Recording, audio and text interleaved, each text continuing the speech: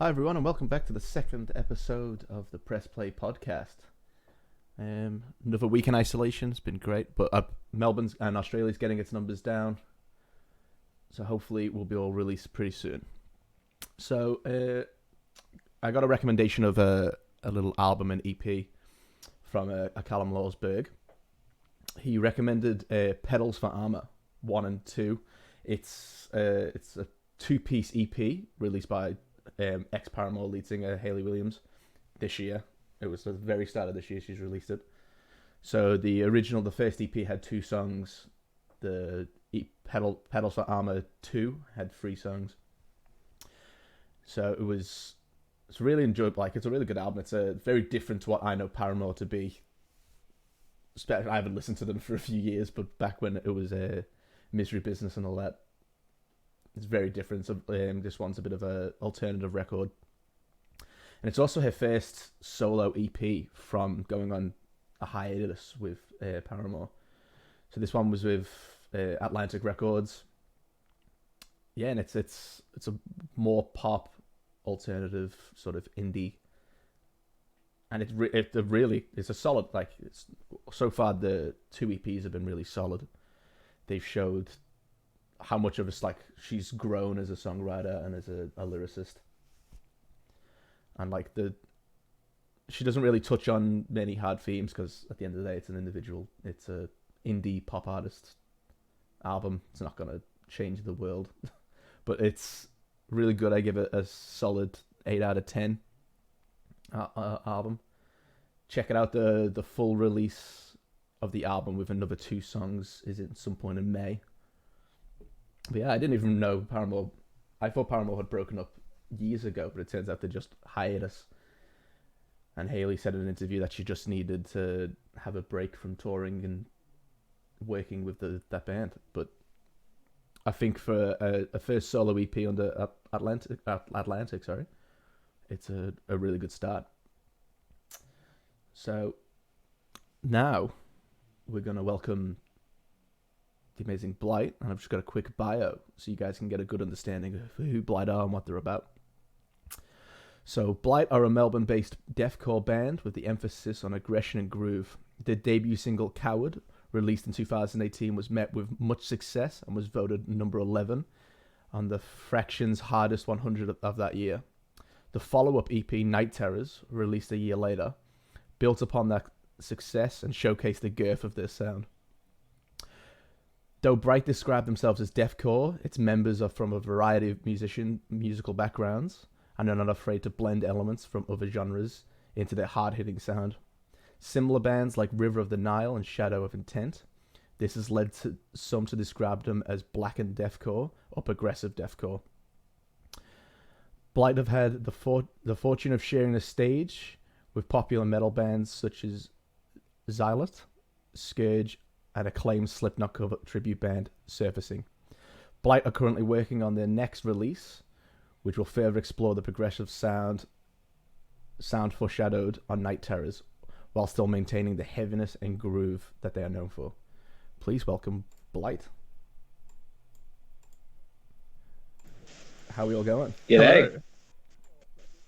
Oh, pretty good, man. How you doing? So I want to thank you both for joining me for this interview and having a nice little bit of a Blighty chat. Yeah, Happy Blight to be Boys are here. always at your beck and I'd just call. love to hear about more bits from you guys and see how you guys do it, because it's one hell of a sound. Thank you. So when Thank did when did Blight originally form, and sort of what was like the original sort of look for the band? Wow, that's a bit of a. It's like nearly 6 years ago, 5-6 years ago, before we even took on the name Blight. It started with me and none of the members of the band that are remaining now from the original lineup, but it was me and a couple of people that I met online trying to a heavy band. They're still pretty good mates, but we're just all, went our own ways, tried to find something that was a little different, a little heavier. I think it was like 2017, 2018, we got Callum on board and he started really fleshing out what we were about and the sound that we were trying for. And he found us Liam, who filled in drums after years of not really having a drummer or anything. And then we sort of pulled it all together by wrangling Nick in after Mike had been writing some of our heavier riffs. We needed something to sort of flesh that sound out a bit more, but Mike really is the foundation for the sound, I reckon. So Mike sort of introduced you to Callum, who then introduced you to everyone else. Yeah. Mike really sort of started driving the band in a direction that I think we were all happy to, pursue and to start talking about the band more seriously and finding members that were actually committed to making the sound something real and performable. So how has the addition of all the new sort of members that are in the lineup now varied the sound, and how has the sound sort of grown? We went from like poor, like beat down, hardcore with like clean singing and some weird stuff going on. Not very appealing music, I would say. It was actually very far and away from what I was wanting to do at the time. To heavy groove based music that was just about having fun and doing big dumb caveman riffs. Yeah, when Callum pitched the band to me, he was like, it's sort of this kind of like slow, doomy sort of sound. And I was like, okay, cool. I'll try that out. I didn't really think it was my thing. But then like kind of after I'd been there for like a month or so, we kind of found out that all the songs was speeding up. Like you listen to the original demo of Night Terrors and it's like so much slower compared to where it is now. So everything just got like a lot faster and a lot more aggressive. Yeah, I think we pulled away from like big meat man riffs and tried to actually flesh everything out and make it a lot more interesting to listen to. Yeah, and my edition has like definitely made it a bit more melodic because I've come from a more melodic background, and it's that whole influence is coming in. Yeah, definitely. So you said in your little bio how you guys are all sort of musically like talented, so you'll just change genres whenever you need to. How have you sort of felt like that's influenced the sound even more? Nick? Well, yeah, we like to play with it a lot because, well, the I've heard is that, like Coward, that shuffle groove kind of came in one of the first jams they had with Liam, and that like shuffle groove has kind of been like, a mission statement for the entire thing, is that we're allowed to like blend in these different genres to get like funky stuff to work, because that's what it's all about. So we've got new songs that we're working on that are playing with even further genres like bossa novas and samba sounds and things like that. And I particularly on that like shuffle groove that started, I think it was the first session that we had Liam in where we were all like, yo, this is the sound chase. That was that shuffle groove was a joke. So it's like, hey, and we were all like, no, that's actually what. Yeah. So like, what are sort of like of your individual sort of biggest influences?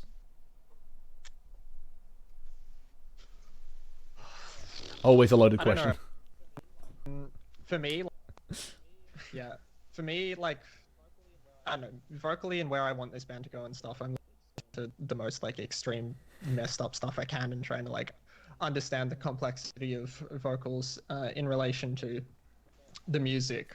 But I actually come more from a background of noise and like experimental stuff. So it's nice for me, like, despite I did play in a death metal band for a fair number of years, but for me, like, my inspiration does come from noise and experimental music. And so for me, I sort of wanted to approach vocal writing with this band in the same way that I would noise, in that it's about reinterpreting sounds that we're like familiar with and trying to turn them into something that's unique and different. Yeah, and I was like always like just a straight ahead kind of rock and roller. Like I listened to Led Zeppelin and stuff like that, like all through high school. But then I kind of went from that into more prog rock, listened to like Dream Theater, and that they were like the heaviest I would kind of do. It wasn't until I met Callum and he started showing me like really heavy stuff that I started getting a taste for that. And I think Meshuggah was a big step for me into like having, you know, that rhythmic complexity, but having that like very aggressive sound. So I've been pursuing that a lot. Recently, I've been listening to a lot of Strapping Young Lad and, you know, Devin Townsend as well, just like really crazy stuff. But as it comes to my like approach to like writing, and like recently I've been playing a lot with like jazz arranging and how that applies to like composing and like voicing chords, and also getting into like, you know, impressionist music and like post-tonal music, which is like getting a bit kind of crazier in sort of the approaches, but just trying to break out of, I guess, that standard like tonal theory model a bit. Yeah. It's all like, I don't know, really since getting Nick on board, I think influence also like grown and had a lot more like fluctuation and like organic sort of back and forth to it in what we're showing each other and like allowing each other to experience. I think before we were very headstrong on one idea instead of allowing ourselves to take from genres and other sounds and styles. Yeah, when I joined, I really know the genre at all, much of a reference point. So asking me to write parts, I didn't know the genre well enough to write parts. I'd be like, how about this? And, you know, that brings in the genre blending, because I'm just bringing things in from outside because I didn't really fully understand the genre. But now I've developed more of an understanding, like when these guys like recommend albums and stuff, and I listen to those to get a feel for it, and into like the band shows with and things like that. Yeah, I remember the you saying how Callum showed you a lot of the sort of the heavier hitting music. I remember so many Bush journeys where Callum was just like, "Oh, hey man, I've just found this new genre of metal. Do you want to listen to it?" And I was like, "Yeah, sure." I'm like, "What is it?" He's like, "Oh, yeah, it's just porno grind." I'm like, "What are you talking about, mate?" So I 100% sort of understand how you get when you guys say, and I can hear it in the music how with Alistair you're saying influences between all like sort of noise and maybe a bit more avant-garde than like what normal other people be influenced by. And then especially with Night Terrors, you can hear how Nick, you're saying how the sort of you're a more melodic player. Well, most of those melodies in that song, yeah, good old Mike. Get Mike in here. Well, Mike has this way with like when he melodies, they're like in a completely different vein to what I can write, and I've tried to emulate the way Mike his melodies to try and get that Night Terror sound, and I've discovered I really struggle with it. So sometimes I just go, Mike, write this part for me. Well, that's good that you've got Mike is just such an interesting guitarist. Like, he is so like technically minded and stuff, but he's also just like, I want to play fat riffs, and it's like yes. So when that combines, you get some really interesting stuff going on. Yeah. Mike has the ability to get like so much out of just 3 notes, and it's like I have this tendency just to throw like a billion notes at the page and see what sticks. And I'm like, it's so much complicated. Then Mike 3 notes, like, you know, knocks it out of the arc. Let's. So that's a pretty good segue into my next question. Is there one sort of main songwriter, or as you were saying with Mike comes up with some of the riffs, is it really just a sort of open band process, so just bring whatever you want to the table? I would say like, I mean, particularly with how we're writing newer stuff and how Songbird, the last song on the EP, developed, it's a lot more of a collaborative process where majority of the songs on the EP Mike had previously written for older songs that got repurposed and cannibalized into everything that was on the EP. But at this point now, it's collaborative between all of those guys. I just sort of come in and go, "You want me to yell?" And they tell me. Yeah, I think Al's understating his role as like an arranger, because he'll sit there in the room, and if like something in the arrangement doesn't feel right, he'll speak up and say like, we don't need like a fast section here, we need to go slower, or whatever. And like I found my role, especially in the collaborative process, as being more of an arranger. Like so, songs like Songbird, which was kind of a song I collaboratively wrote with the guys after joining the band.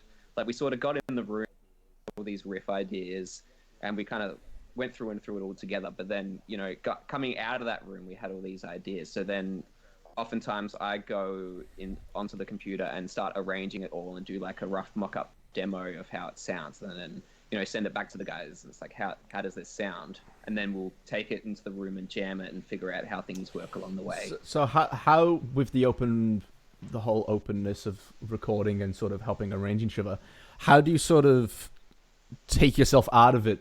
So say if someone shoots down an idea of a song you've had, how do you guys go about sort of communicating that without maybe being rude or making sure you're not actually offending the other person?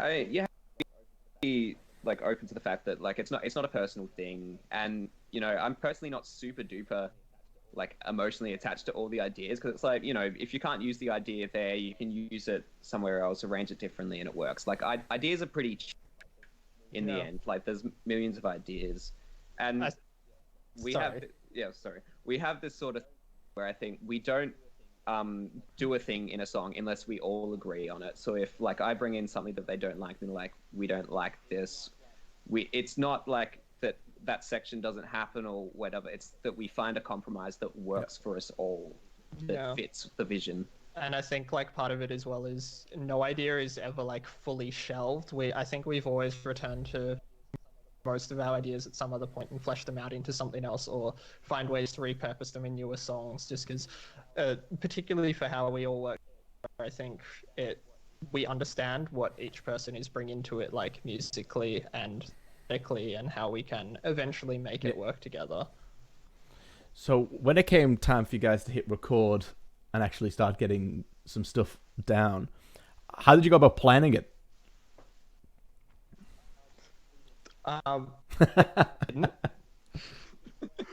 We just went to my good mate Nick Woods. Hey, we want to record some songs. When do you have free time? And he was like, "Oh no, whenever you can come over."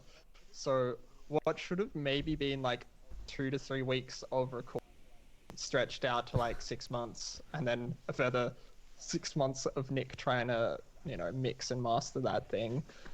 But yeah, it was the most like haphazard, willy-nilly, like we'll make it work whenever it happens, like whatever. Man. So is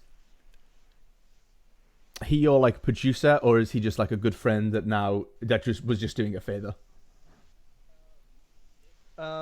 Nick used to play bass with me in like the first band I ever joined, Headless. So I've been friends with him then, and he's like the one person I trust to ever touch anything that I record, because he's an asshole, but he has such a like refined vision for what he wants a song to sound like when he's producing it. So I'd say like for Night Terrors at the very least, he came in sort of as I wouldn't say he produced it, but he told us when like takes needed to be redone. Like he was brutal with recording vocals in particular. Yeah, not afraid to crack the whip. Yeah.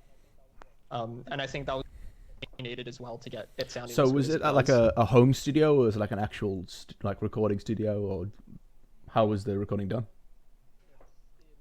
It's in his just his home studio, where he just has a pretty modest setup. Yeah. So what happened is that we weren't using like any mic'd up cabs or anything. Like basically the only live sound was Alistair yelling. The rest of it going direct in and plug-ins as can record it with. It's like and it came. I don't know if sounding in the recording to me sounds quite just that sort of sound slightly down for Blight, and like it's a sound that's live. Like I don't use real amps live. I play with a digital effects unit, and I think that sound works for that. Like I don't need a clear valve tone that's mic'd up for it. Yeah, I think for us, I think it worked well because it's clean. It's extraordinarily Yeah. clean. There's very little headroom for there to be excess noise or like something isn't quite right that day. You didn't leave your valves to heat up for long Yeah. enough, so the amp's just like screwed. Yeah, and it's big. Like Yeah. it's a huge sound. Yeah, Yeah. I remember the first Yeah. time Liam brought the mix home, and I was like, Jesus, it's big. And yeah, It's a beefy boy. I didn't know until that he told me that some of it was digitally done. That it was like I would be like, how did you where did you record the drums at? He's like, it's all MIDI. I was like, what? They are very real drums. Yep. Yeah, it as you were saying, Nick, it does all sound organic, and he clearly has done a really good job mixing and mastering it. Yeah. Yeah. He's very pedantic and he's very like anal about what he wants, and he took his time to make it sound as good as it does. It sounds good. It's out now and it sounds great. Yeah, we're super happy with the sound of it. So when you were when you were recording, so was it you were tracking just bass guitar and vocals, and then the rest was MIDI? Yeah. So how was it like sort of working together in the studio, or did you all sort of come in separately to do your parts? First two songs we were all like in there so we did Coward and Hemorrhage because we were like, let's do Hemorrhage as the first single, let's do Coward as the first single. So we recorded both of them, ended up with Coward as the first single, but we recorded all of them with most of us in the studio those 3 days, mate. Oh my goodness. Sorry. Those 2-3 days. But after that, it was pretty spaced out and separate. Like Mike would go in with Callum one day and they just record rhythm guitar and bass, and then Nick came in with me to get vocals done one day, and we just like smashed through most of it in, I think we did most of that in one day. Yeah, well, all my parts were done in like a day. And then I just sat there and hated myself for like 6 hours trying to get all of the vocals right. So have you? So But yeah, it was. No, you go. You go. Sorry, you go. No. You go. So have you guys ever got your singles or any of the EP actually played on radio, or is it all just been so far just been streams via YouTube and Facebook and gigs? We had Coward, when it was first released, played on the Factions radio, which was actually the song that charted that year in 2018. 2018. I think so. Yeah. But other than that, no, it's all just been streams and online and. Yeah, I think we've been focusing more on the streams. I'm not sure how much of a market there is for that sound on radio, especially like around Australia, maybe overseas, and we can push more into trying to get ourselves into maybe like Sweden or something. Let's go to Russia. Yeah, well, touching on that, I can only know one sort of metal station. That's Triple J, and that's at nighttime when the rotate, like there's not a lot of people listening. I mean, that nighttime stuff is fun, but like the only times I've listened to that is at night driving, and I don't think we're allowed to do that at the moment. Don't leave the house.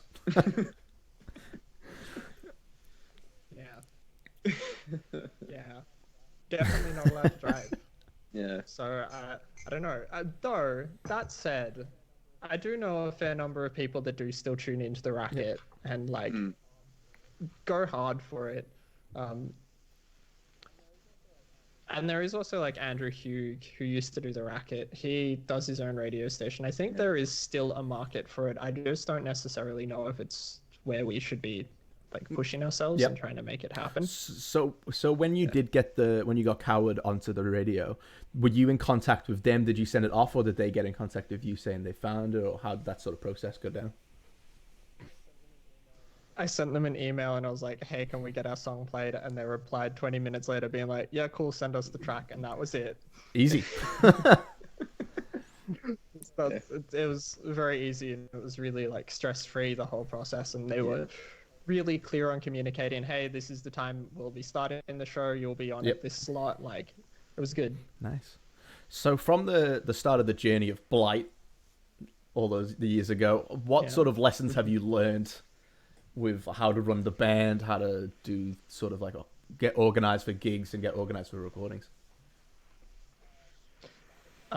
Start a band with people who actually want to be a band and not just Yep. write music.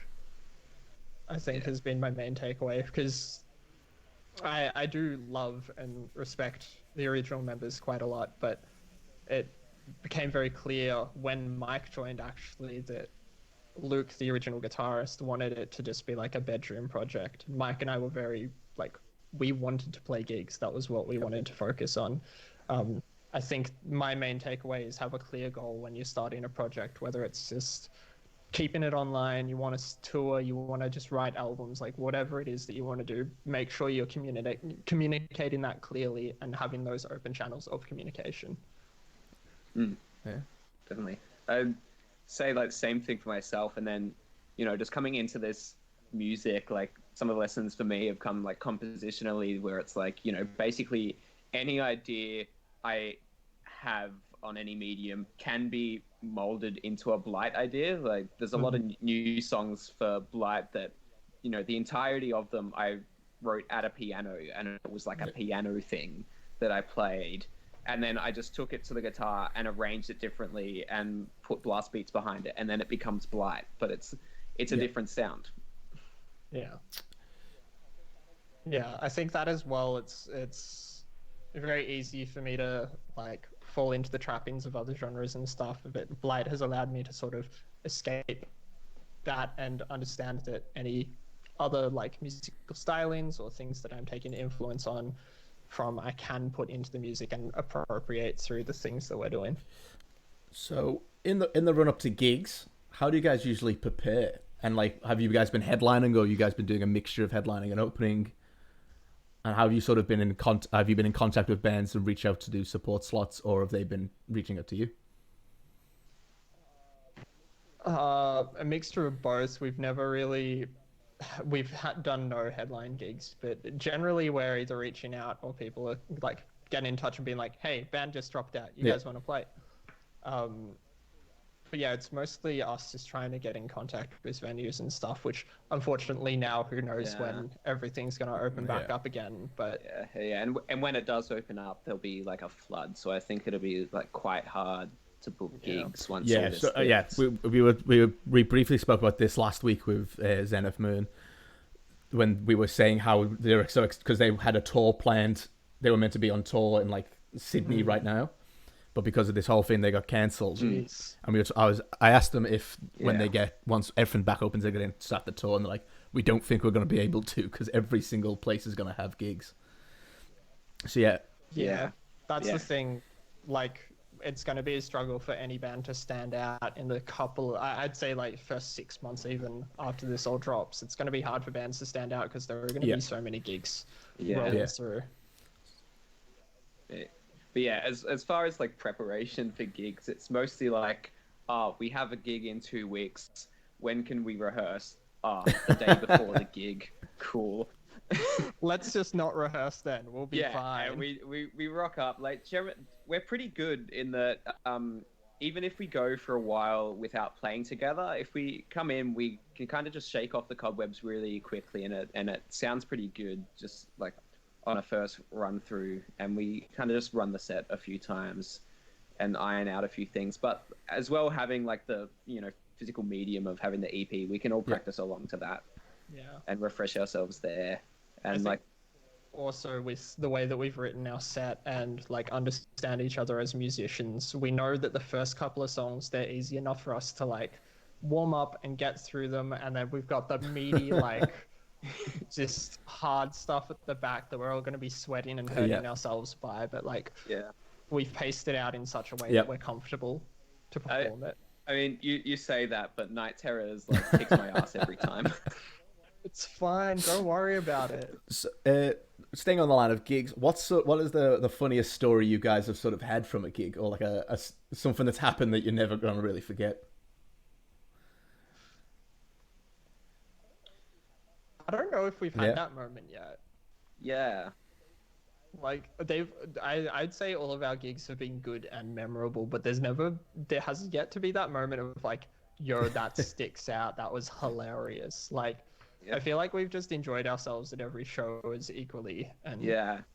I mean, yeah, a lot of the soaps with like we've settled it into a sort of rhythm. I know Aeneas, Mike's girlfriend, was talking to us that she said like she knew the exact things we would do in particular songs, and that's kind of like shaken up like what I think we should be doing in my mind. Like I want to focus more now on like mixing it up a bit more. And even at the last gig down in Frankston, I was trying to focus a lot more on interacting with the crowd and getting like just closer and closer to them, even if it like means just like going out past the monitor and being unable to hear myself, but just being like close to the audience. Yeah. Making them feel more of a part of it. And then, from that, possibly some interactions that, are funny might happen. Yeah, I would actually go so far as to say that last gig that we played was probably one of the best gigs that we have played, because I feel like we just had fun with it. Like, we were just like, screw it, man. We're in Franga. Let's just have a time. Let's just do what we want to do. Like, it was such a low pressure, low stress, really, really fun environment to be in that we just let it go a bit. Yeah. Well, I'll say a consistent thing that gives us a laugh after the gigs, which I'm not sure goes noticed by the audience, is that usually I'm standing right next to Callum and he'll hit me in the head with his bass at multiple points in the night, like every time. But actually at the surfacing gig, it went the other way around, and I somehow managed to punch the head of his bass, and I was bleeding from my hand for the rest of the night. It's not a metal gig until someone bleeds. Oh man. Yeah. That's I thought you were going to say that you smacked Callum with your head, but I'm like, don't you play a headless guitar? How's that work? Yeah, advantage of the headless guitar is it's quite small and I can fling it around and it's not really a danger to hitting everyone. So maybe I should tell Callum to get a headless bass. Ibanez, they've just released one. Just to save my 6-string. I've already got my eyes on it. Oh man, get it. So is Blight sort of the main focus for you all, or do you all sort of partake in sort of some side projects or even just some like solo works? Nick? Yeah. So when I first joined, it was like billed to me as kind of like a side project because Callum and I were involved in another like technical death metal project at the time, and that was kind of like set forward as the main thing, and I was thinking that was going to be my main focus, but then that kind of fell apart, and then because I had more of an input in the writing process of Blight, I kind of fell in love with the music a lot more, and it became like an actual avenue of expression for me, of expressing sort of musical ideas in a particular way. But I also have my own solo stuff, which is a lot less heavy than Blight. It's more like a straight ahead rock and roll thing, where I'm taking a lot of the similar musical ideas from Blight, but just presenting them in a different way, and in a way that it allows me to explore things that I can't explore in Blight, such as like jazz chords and things like that. The fun stuff. Yeah, because it's more harmonic. Blight isn't technical enough. Definitely not.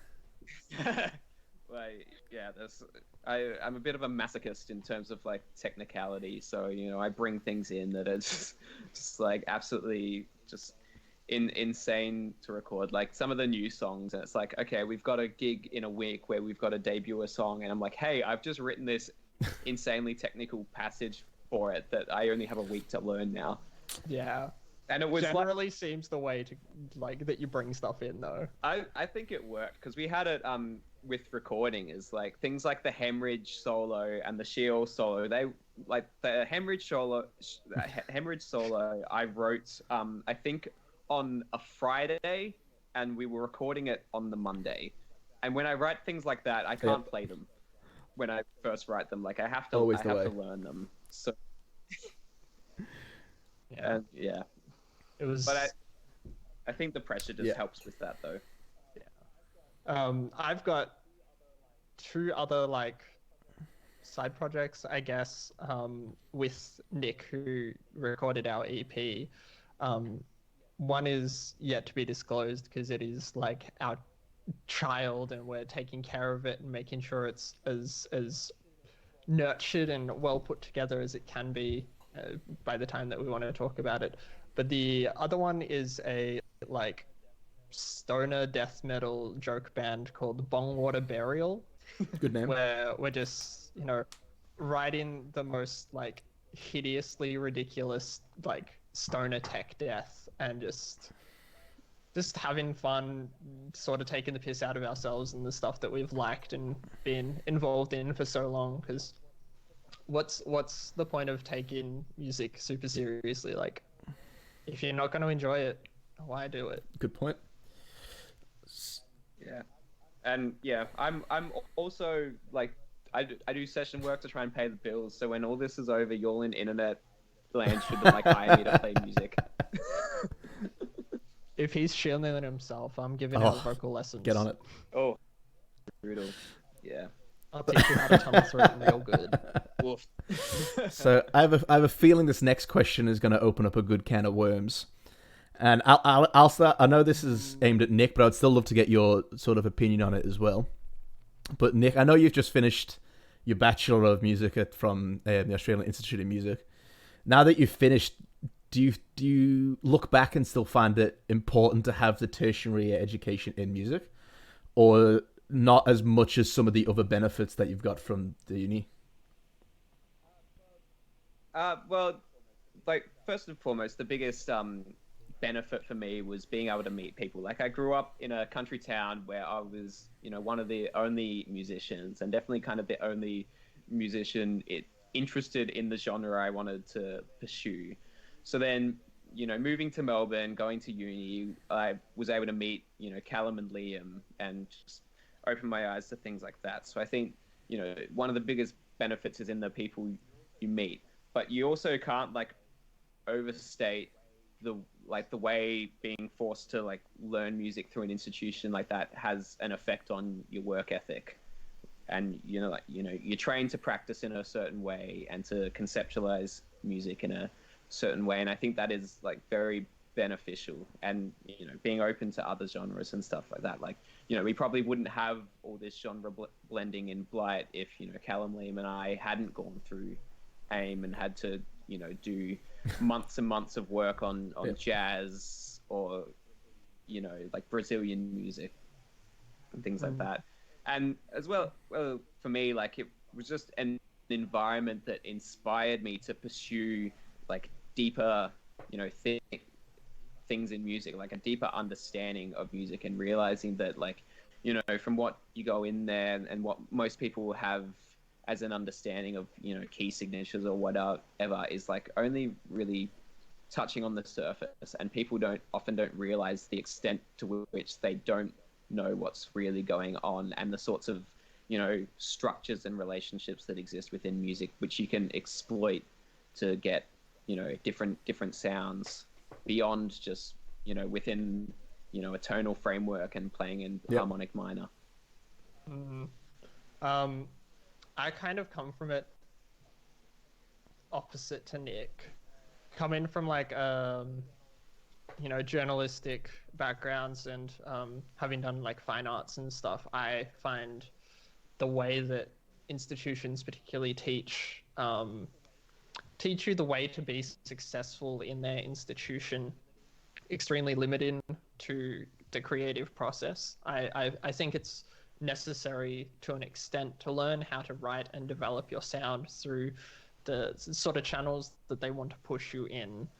But at the same time, I get sort of frustrated with the way that you're told anything experimental or a little bit divisive and a little bit outside of their very strict box and regiments gets shunned and put down and like failed, which is frustrating because it's frustrating for me because I was one of the students who, despite seeing this, was performing the way that they wanted like me to perform, and I was getting high marks and doing well, but still that's so limiting because I was only able to perform that way because it was really easy to read and see what they wanted.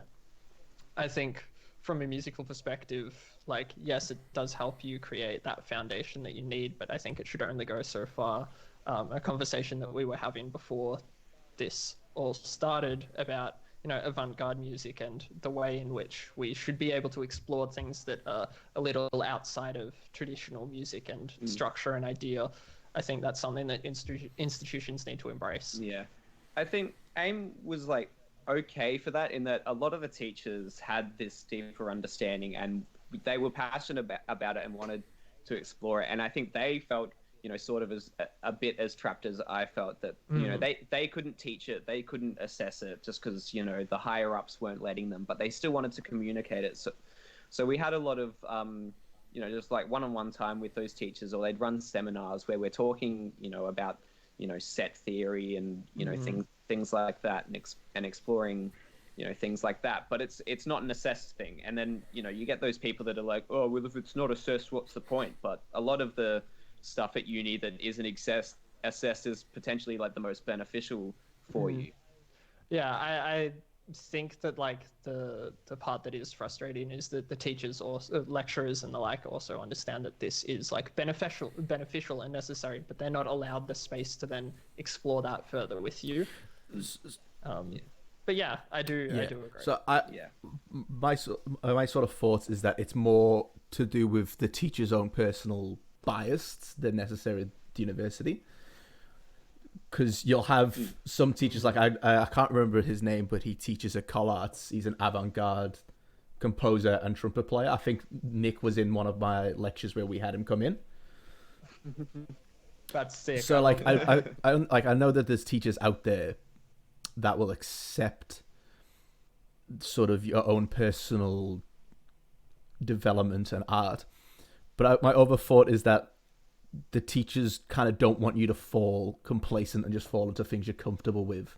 So it's their sort of position to force you into playing jazz. Like I was never a jazz player before I got into university, but I had to learn quick, which was then good because then it stopped me from falling complacent and just going, oh, I can play the Arctic Monkeys. That's fine. Yeah, and I think that complacency thing is like important, being like called out for your complacency. Because I was called out by my teacher at AIM for that at like the start of last year. He was like, "You're getting complacent in what you're doing. Like you got to mix it up." And then like that kind of sparked this whole post-tonal set theory, crazy stuff, kind of exploration, and going into that more avant-garde thing. But I think like a little bit of it comes down to like what students can understand. Like these teachers have so much knowledge, like they have decades of experience exploring this stuff, but they can only really translate it if the kids have an understanding in like the foundations and can build up to it. So I kind of had the advantage in that I did understand a lot of the foundations, and I was at a technical level where like certain challenges like jazz and bossa nova, right? They weren't a challenge technically. They were perhaps more of a challenge cognitively. But then, it became more of a mental exercise and an exploration of ideas. And I could focus on actually just exploring the ideas rather than having to, just drill technique about them and having it be a completely technical exercise. Yeah, I think that's the thing that sort of like you've nailed down what I'm sort of trying to get at is it's an impossible ask, but universities and tertiary education in general should be meeting students where they are and trying to build a good foundation. So if you're already at that point that they're like, this is the low level foundation, you should be met at your, your higher point and then pushed past that. Yeah. But unfortunately not for everyone, like it's going to be that very base foundation that everyone has to pass through. Yeah. Yeah, because universities are like bureaucracies at a core. They've got to keep things consistent and stuff to like churn students through to get the papers. So they the money. Yeah, there were entire subjects that I found super beneficial at AIM that got cut. Like there was this songwriting masterclass where I used to just get in a room with all the other songwriting majors and we would just share ideas about songs. Like we'd play a song and then everyone would critique it, which I think has had a benefit on my ability to take criticism, but also on able to give criticism. And it also forced you to write because you had to have something to show each week.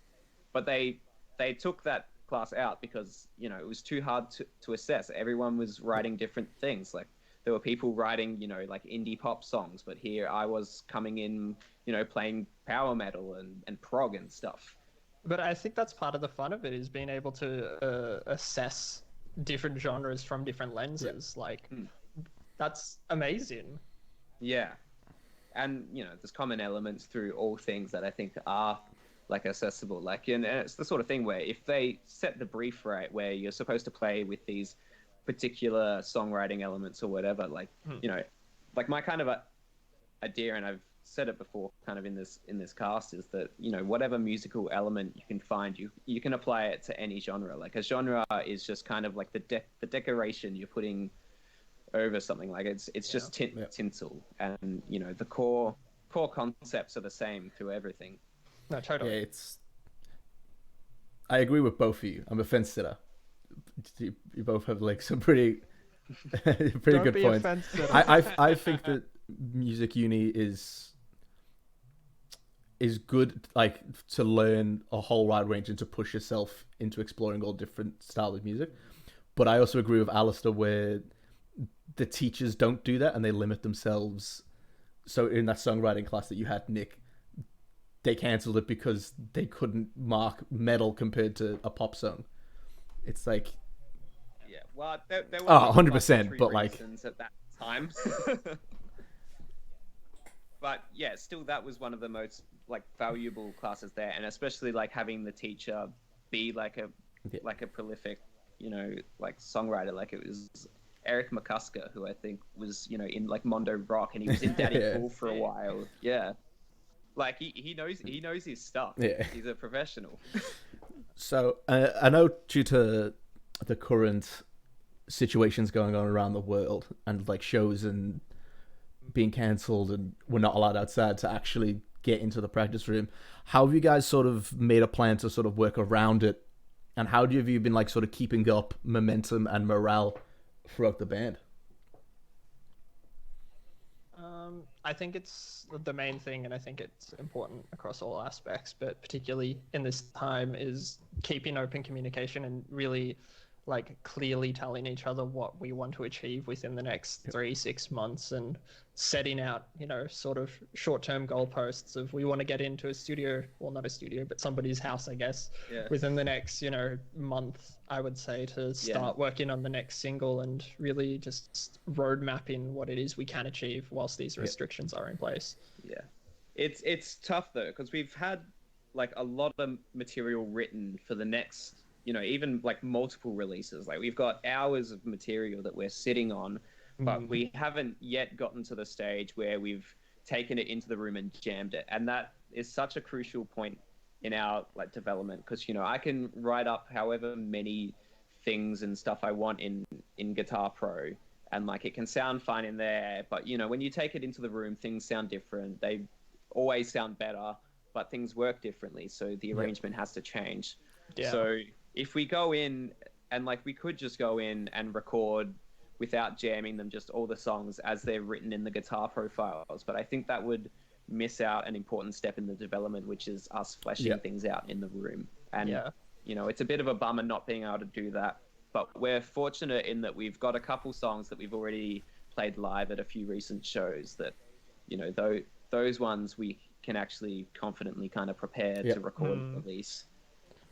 Yeah, and I think particularly for the way our songs come together, getting in the room with Liam on drums really like changes our dynamic. The way he drums is just like, you can't emulate that through a Guitar Pro file. So it's frustrating being this limited and having such a small like gamut of material ready to go. And the technical limitations are a big factor as well. Like, you know, I write things in Guitar Pro and I can quite often get carried away where I'm like, oh, this is fine for me. And they're like, and then we come in, they're like, dude, what the hell have you done? What is this? This is too much. Yeah. And we had it with one of the more recent songs that we've been playing live, where like the first couple of iterations of it and jams of it, it was nearly like, you know, blast beats for the entire thing. And then we came in and Liam's like, guys, I can't blast beat for an entire minute. Baby. So So, well, then you have to change the arrangement. You have to make it work. And I think, oftentimes giving, that sort of space in the arrangement where you come back from a blast beat and settle into a groove, like that benefits the song as a whole. So Yeah, Liam has just said he's watching, and I think you're making him blush, Ali. Aw. Ollie's good. He's like genuinely. The first moment he came into the room and we started jamming with him, I was like, I don't care what he says. He's in the band. He is such an insane drummer, and his just technical proficiency and understanding of what he's doing is beyond anything I could compare. Yeah, and the groove. And I think like having, Liam and Callum both coming from AIM as well, and they've done so much playing at AIM, and I've done so much playing with them, that just the core group of us three is so rock solid in everything we do. And we've done lots of other, different groups, just us three, like, Callum's graduating recital, my graduating recital, all these things. We just have an understanding and like a feel that works very well together. And I think they've brought that like on-stage communication to the band as a whole, where I don't feel as though we necessarily have any moments where we're stuck or where we're unable to be like, I don't know what's going on. We're all always able to catch each other and keep moving forward. Yeah. There's never been any moments, even if we've made mistakes that have got us like close to any sort of train wreck. Like, there's always like an ability to recover from anything. And we're at that point where we can recover from like a flub in milliseconds, and it just takes like a look in like a certain direction or whatever, and it just comes together. And I think that's kind of that moment. It's that moment where we catch each other out, and it's like, I know what's going on. Don't worry about it. Yeah. You feel very comfortable up on stage with these guys because you can be focused on what you're doing because you know that what's going on behind you is rock solid and isn't gonna go wrong. Yeah. So so I know we sort of touched on it before with what sort of lessons have you learned, but say if someone came to you tomorrow and said they're thinking of starting a band in Melbourne, what would be your first sort of bullet points for do's and don'ts? Just don't. We had the same answer last week. Yeah, I think just like finding people that you can work with, people that can take criticism healthily, and people that are open-minded and can share a vision that like matches your vision. And you've got to be able to be that way yourself. You can't go in taking this ego, going in walking in like, oh, my harmonic minor riffs are the most original and amazing things ever. I'm actually the greatest guitarist in the world. You all suck. Yeah, the important thing to remember is that you are not the greatest. You're just a point on a bell curve, and you've got to let that ego go and just be willing to work with people and be willing to let the music be what it's going to be, and don't try to be this thing in your head. That's the main thing of like, not just like going in with no ego, but also ready to have your ego confronted. Like, you may not think you're going in with a big head and think you're the greatest. You don't feel like you think you're the greatest thing in the world, but then you might be confronted with a situation where someone's like, hey, you're actually acting like a dick right now. What you're doing isn't conducive to something that we're all proud of. And also just being willing to like let go of that idea. I think let go of that, the pinnacle of what you think this band is meant to be, that like isolated idea, topical, of what you want like this band or this sound to be, and just letting go of that is the most important thing, I think. Because the original idea of Blight was slow beat down riffs and me just going and it's not that at all. Like the music of the band is greater than any of the sums of its parts, and you like evolve in that way. You can't try and control every element. With when people do different things, you got to be open-minded doing that, and you can't let like your own desire to be like technical or try to show off or whatever, or to be this own like intellectual expression of just like musical ideas Yep. like control you. And like, that was a learning curve for me in a lot of bands, and even like joining Blight, like some of the earlier ideas just like that I tried to contribute just didn't work. And if I ever think, and the guys were like, dude, this just sounds too much like Dream Theater, or this is like too technical, or like too Meshuggah like, and then I'm like, oh, but it's like super smart and intellectual. It's like I had a it's like- big it's brain like- moment. Give me tiny brain. yeah, but it's if you can do those big brain things, but if they don't sound good and they don't groove, you haven't actually taken it far enough. Yep. So the whole point is you have to take this technical, complex, idealect, right, and then apply it in a way that makes sense to people and that people relate to. If you're just doing technique for the sake of technique, or just technique that sounds like technique, no one, it's not enjoyable. The real skill comes in making technicality and complexity sound appealing. Yeah.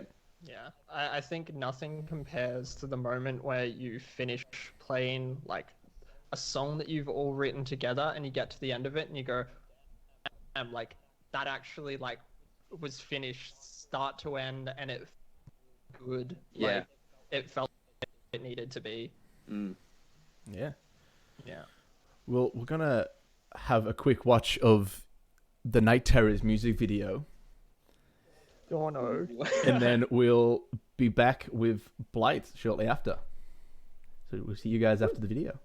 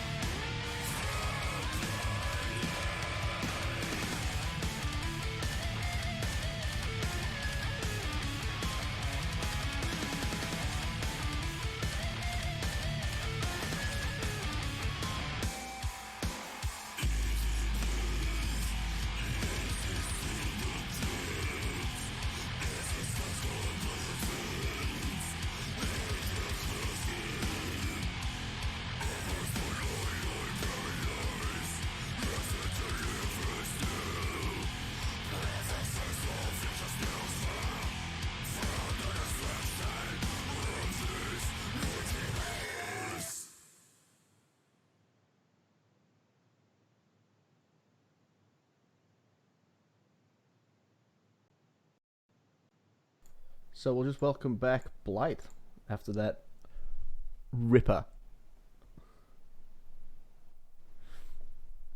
Yo. G'day. What a Yeah, track. Good to come back. We're all good. Beautiful. Yeah, what a saucy little track. Yeah. It's huge. It's spicy. Big old. Like, it's a big old track. Big It old. is a big old track. I remember when we finished rewriting it, because that's one of the few surviving songs from the original lineup. That and Sheol, and they're just actually no hemorrhage. Okay, so three of the five. Sheol was one riff when I joined. That's true. Yeah. But Night Terrors, I remember, was one of the few songs that Mike was like trying to push us getting finished when it was early on in us, like as a band. And he's hung with for many years. That's that little baby, that and Hemorrhage, and getting that song finished just felt necessary. Yeah, and it's good because that main riff is brutal. Like every time I have to play it, like gives me so much trouble, and I'm like, Mike, you complain when I give you hard riffs, but then you pull this on me. Yeah, Mike writes those mean riffs. Right. Yeah. He wants you to hurt. Right. Yeah, but that's why I back off and do all that slow lead stuff and dreamy stuff. Just I can't play it. So, I want to say, apparently we have a viewer from Ghana in Africa watching the stream for you guys. Oh, So it looks Nice. like you guys are hitting the African market. that is where I want to hit. That's Yeah. sick. So when it came to organizing the music video, was it were you approached by the director and crew, or was it your sort of idea, like, oh, we're ready for this, and you reached out to someone? Callum actually got it. It's like, hey, he does weird music video stuff. Him for the night. Also, the original to be for Hemorrhage, the Terrors, but then it became Night. Became Hemorrhage, but then it became Night. Yep. Moving around. But yeah, we thought that kind of glitchy like look in the video would like fit Night Terrors. Like I went in like wanting the video to feel quite like kind of claustrophobic. Mm-hmm. And I remember we'd sit down at Bevelin at like the German Brow House on South Bank, and we just talked through ideas and drank there. Yeah. A lot of things were worked out there. Yeah, it was pretty much all just on site. Hey, let's put some garbage bags on the windows so the windows are blacked out. I've got this weird strobe. Let's just like hold it next to the camera and I'll film you guys. Like it was all very DIY. Yeah, I remember that day. I felt pretty grim. I reckon I had like maybe 2 hours sleep. I'd been at like a party the night before. I rocked up just like, ugh. Thought I was prepared to film the video, and then we had to do like so much like pre-prep labor with all the bin bags and setting up the room, and I just felt like wanted to die. That was the night after I went on the first date with my partner, and we both woke up that morning being like, oh no, this is the worst hangover we've both ever had. And I was like, oh god, I've got to leave the house in like 4 hours. Let's like destroy this hangover immediately. Suffice to say, it didn't disappear, and it was one of the worst days of my life. Yeah, I remember getting to the end. It was like 7 o'clock at night. We'd spent the whole day on it, and I had barely slept, barely ate, and I still had to drive an hour and a half to get home. I just got home and just like kind of got in the shower and always died. the way. Yeah, I think that day I had a banana and a cup of coffee, and that was me for the day. We had shapes. We sent That's true. We sent had Callum out to do a shapes. shapes run. Best hangover cure, shapes. Yeah. Oh, absolutely. That's how you get through. Yeah, but we hope that kind of, grim feeling comes through in the video. I remember the first time I watched it, I get mega like Ring vibes. And I think that's because it's like you got the whole VHS sort of static over the top of the whole thing. Yeah, That's it. Yeah, and I could barely move my neck because we did so many takes. It was like we had to go all in on every take. So it's me with this immense hangover headache, just flinging my head around. What a time. That was good. It was good. Is all of that footage of you guys, or is it like some stock footage mixed in? Because there's the one shot where there's a person that walks across like the screen while it's happening. Is that you, Alistair? Or is that? No, so Dev used some like old VHS tapes he found and mixed them in with it to create sort of like some weird juxtaposition between actual footage and is this found footage. Spooky. Blue Witch. Yeah. And then he runs it through all that like gear that he's got and just like distorts the signal, which kind of like we played with that a bit actually on the EP. You can hear it at the end of Songbird where we kind of have that sound of the signal being like distorted and crushed, and you know that some of that's in the video for Night Terrors. Yeah, it's a full on video. Yeah, it is. It achieved what we wanted to achieve, which I think was just make it as tight and constrictive as you could, because particularly the lyrics. One last night, painting the picture of my sacrifice, my body burns with the burr of the rope suspended. The voices still haunt me as I tighten the noose. There we go. I forgot for a second. Remembers the lyrics, yeah. Eventually. So what's sort of the plan for the rest of the year, like once we're allowed back out into the world? What's sort of the plans for the rest of the year? Finish recording the next EP, which we sort of like tentatively got mapped out, and we know like some song names, we know what we want it to be about and where we want to follow on musically. Yeah, we have this sort of sound in my head. I've got like a sort of specific sound in my head that blends in a few like other, you know, like spooky jazzy elements just to support kind of the story we're trying to tell. So there'll be like these different elements hopefully in the end, but still, you know, heavy and brutal. Like we've got some songs that we want to put on it that we've been sitting on for, you know, some of them were written whilst we were recording Night Terrors. Yeah. We can't wait to share them. Yeah. I think our issue is we really, really, really take our time with every single thing that we do. Yeah. Yeah, we're more prolific than like in terms of writing than we can actually keep up with in terms of what we can record. So it sounds like pretty much as soon as ScoMo gives the call that we're allowed back out, it's all feet to the cars to the studio and get it done. Yeah. Yes, absolutely. ScoMo, we're just waiting for you, mate. Come on, man. You know, at least during this isolation, we've got time to practice things along with the guitar profiles or whatever. Like I like to practice them. I find it relaxing to practice them. So where can people find Blight? Via social medias, YouTube's, Apple Music, Spotify? We're on all of your favorite streaming platforms. We're on Spotify, Apple Music, Amazon, all of that stuff. We use wonderful DistroKid to get all of our music where it needs to be. Is this a Jared Dine sponsor video? DistroKid? Yeah. That is absolutely a plug for DistroKid. Sponsor me. Do it. I have actually been looking at other platforms to be used for getting our music up because I think there are better options out there. But for now, DistroKid. As for social media, we're on Instagram as Blight Band and just on Facebook as Blight. There's no fancy stuff going on there. Yeah, and keep your eyes out for more like online content because I think we're working on doing more stuff kind of like this and you know more online stuff whilst we're in isolation because there's still a lot we can do and we still want to interact and grow the fan base whilst we're you know sitting around. Look, you're always welcome here. We particularly want. Oh, thank you very much. Yeah. I think we want to make it a lot more like interactive and open with how we're developing the next EP. Yeah. Go like the Code Orange route where they just did the whole live stream via Twitch with no one in the audience. Yeah, exactly. Yeah. I could get down with that. Yeah. So that's all we have time for today, fellas. I want to thank you both for joining me and being some Blighty boys and explaining all the sort of lessons and all your sort of views on everything. Always a